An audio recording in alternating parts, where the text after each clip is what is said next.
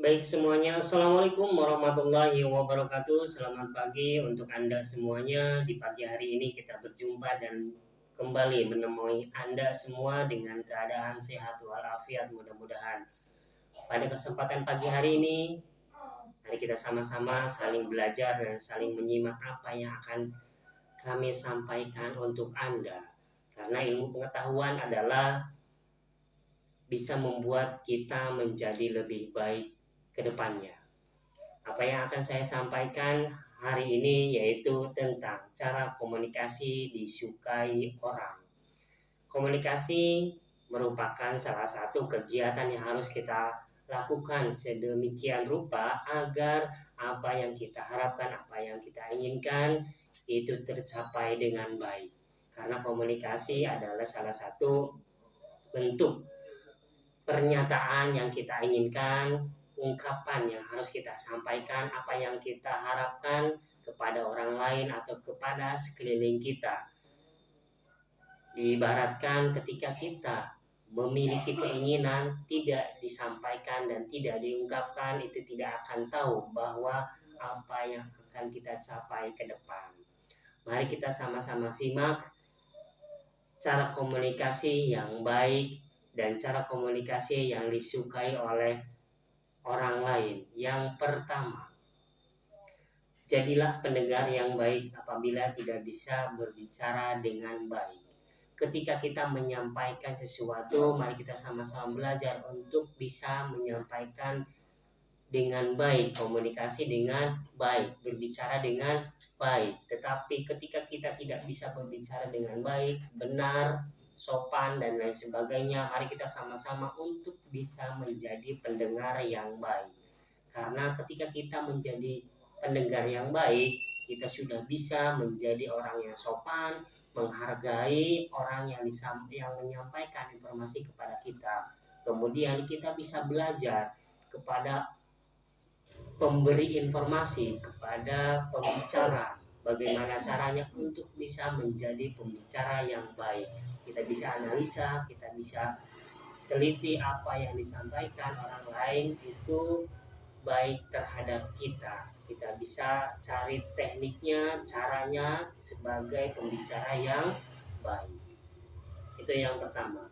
Yang kedua, berikan respon sederhana seperti senyuman dan anggukan ketika kita mendengarkan atau sebagai pendengar yang baik. Mari kita sama-sama belajar untuk bisa memberikan respon yang baik, memberikan timbal balik yang baik ketika orang sedang menyampaikan informasi, sedang ngobrol dengan kita. Karena ketika kita merespon dengan baik, orang yang diajak bicara itu akan menghargai kita, menganggap kita baik, dan informasi yang disampaikan itu akan diterima dengan baik dan benar. Tidak ada miskomunikasi, akan adanya sinkronisasi antara yang disampaikan dengan yang didengar, apa yang disampaikan dan apa yang diterima oleh orang yang mendengarkan kita. Itu yang kedua. Kemudian yang ketiga, bicara dengan apa yang mereka butuhkan.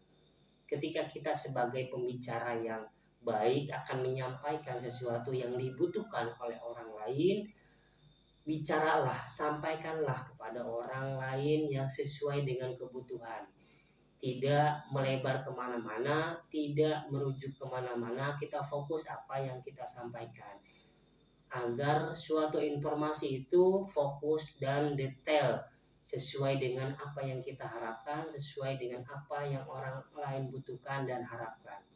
Ketika pembicaraan itu kemana-mana, kemudian pembicaraan itu adalah membutuhkan keadaan yang serius, penyampaian yang serius, tetapi obrolan kita kemana-mana. Tidak sesuai dengan jalan, tidak sesuai dengan rules, pembahasan, topik pembahasan, itu akan membuat pembicaraan dan kondisi menjadi buyar.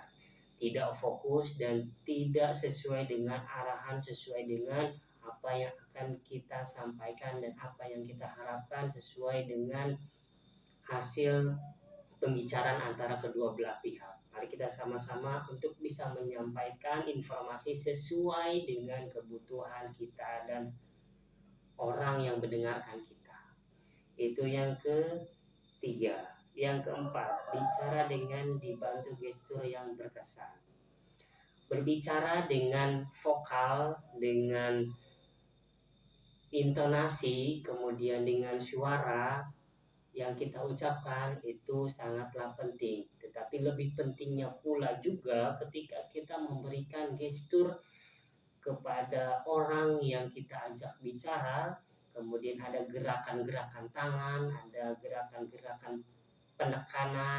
penekanan vokal atau gerakan-gerakan ketika merasa sedih, ketika kita merasa respon kepada orang yang diajak bicara, itu sangatlah penting karena ketika gestur yang kita sampaikan itu menandakan ciri bahwa yang disampaikan adalah perlu, yang disampaikan adalah penting untuk bisa diserap dan didengar oleh pendengar kita atau oleh orang yang diajak bicara oleh kita, karena gestur tubuh adalah perwakilan dari bahasa-bahasa yang kita sampaikan untuk bisa didengarkan dan ditanggapi oleh orang tersebut atau orang yang mendengarkan kita sebagai subjek pendengar yang kita sampaikan kepada mereka. Itu adalah cara komunikasi yang disukai oleh orang, karena ada timbal balik dan kesopanan nantinya ketika gestur yang kita sampaikan itu mengena kepada orang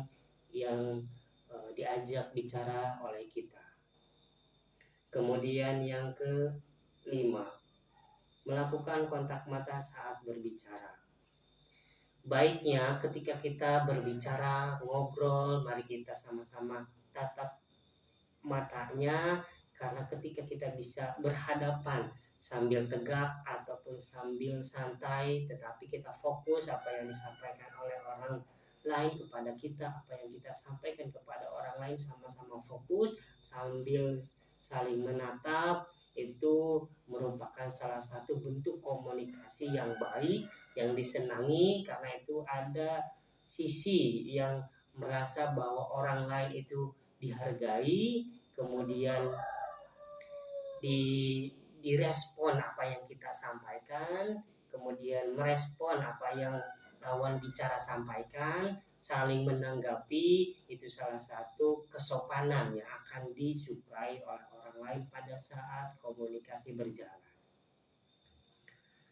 Apa yang kita sampaikan ketika orang lain itu mendengarkan, mari kita sama-sama untuk bisa menyampaikan apa yang kita inginkan dan apa yang kita harapkan, dan orang lain bisa merespon baik apa yang kita inginkan. Dan sebaliknya pula ketika orang lain menyampaikan apa yang diharapkan, diinginkan, informasi penting kepada kita, mari kita sama-sama untuk bisa merespon dan menanggapi hal tersebut dan dijalankan apabila ada kesepakatan bersama ketika komunikasi itu berakhir. Itu teman-teman dan kawan-kawan semuanya, cara untuk bisa komunikasi disukai orang lain. Sedikit banyaknya pengetahuan dari kami mudah-mudahan bisa membuat Anda lebih baik lagi dalam hal komunikasi. Dengan ini kita akan sama-sama belajar, sama-sama memberikan pengetahuan untuk bisa selalu terus berkomitmen memberikan kebaikan terhadap orang lain. Saya Ade Sujana, terima kasih, sampai ketemu kembali. Bye-bye.